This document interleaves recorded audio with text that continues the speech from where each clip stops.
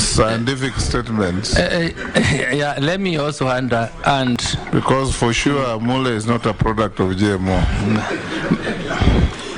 I don't want to take that trajectory, Mr. Speaker, but let me end and say that the Ministry of Agriculture and Government, there are certain institutions that have different mandates.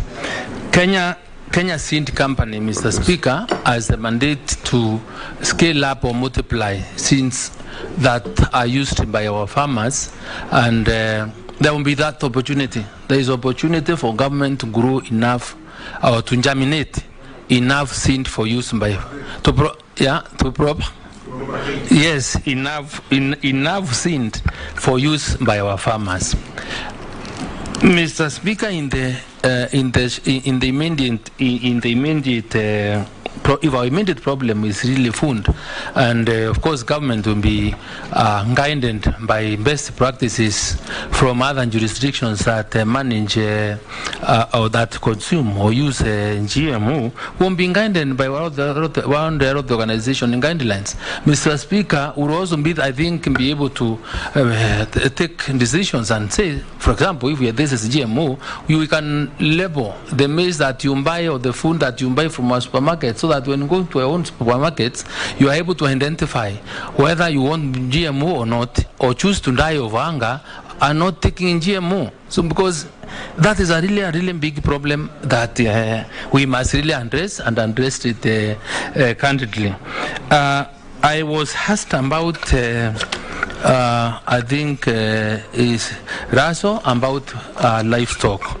Livestock, Mr. Speaker, is an area that has really require serious support as far as I am concerned.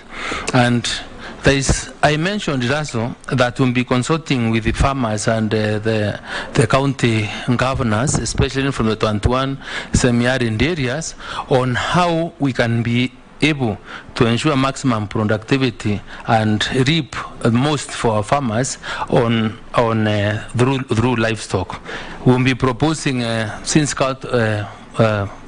counties have holding areas, they used to be called holding areas for livestock, whether they can see how we can be able to establish food laws so that those animals that really, for us to gain more, can be fed from there and the weight, and then you have maximum that you can gain, because you have an institution like KMC that will be able to take up your livestock for commercial.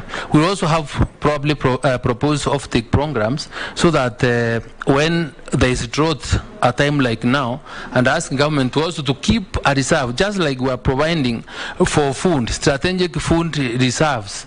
We can also be able to persuade government to provide for Akite that will be able to buy livestock during those drought, those very handy times, for purposes of making sure our farmers do not lose their livestock. There is also a livestock insurance program which you can also really bring in, so that in the event of loss of our animals, then the farmers really do not lose. But all this will happen, Mr. Speaker, if I have that opportunity to discuss with the people that are technical in the ministry, that will advise me, and then we'll be able to appear before you as members and the leaders of this country, because you are the people that are exercising raw power from the public in terms and agreeing on how we want really to our country to move forward.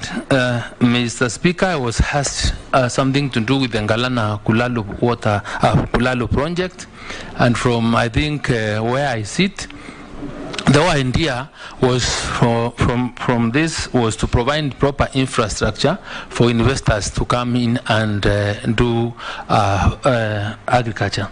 But Mr. Speaker, this project, in my view, is good. Something we really need to see how to revive it, because the whole project was condemned because from the first season, because the production that came out of the 10,000 acres was not able to meet the cost of investment, and people thought that was a scandal. There is no way you can have such huge investment and expect to reap benefits in the first season. So, Mr. Speaker, to address the future problems